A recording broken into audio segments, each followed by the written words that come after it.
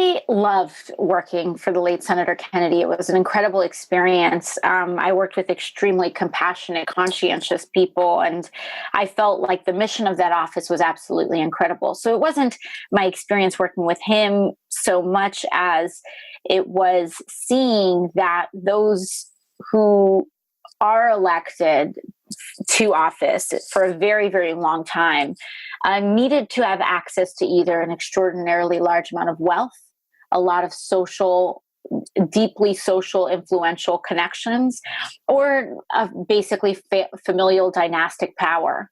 And as a girl from the Bronx, I didn't have any of those things. And so I felt like in order for me to really help my community as I went into this doing, I had to go back and serve it directly. So I worked with kids.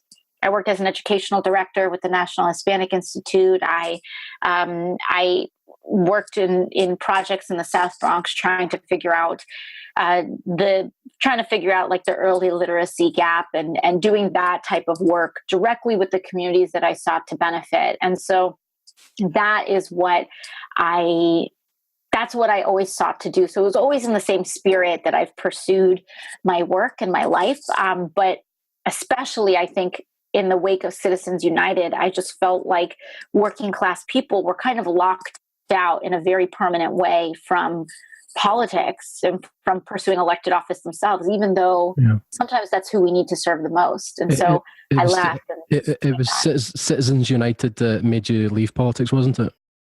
Yeah, I think that was kind of like the last straw. It was always an uphill battle. These influences have always existed in politics, but it was really Citizens United that when that passed, I was like, at this point, influencing our communities, we have to work directly with them. But maybe you also, it seems the Sanders campaign kind of breathed a bit of new life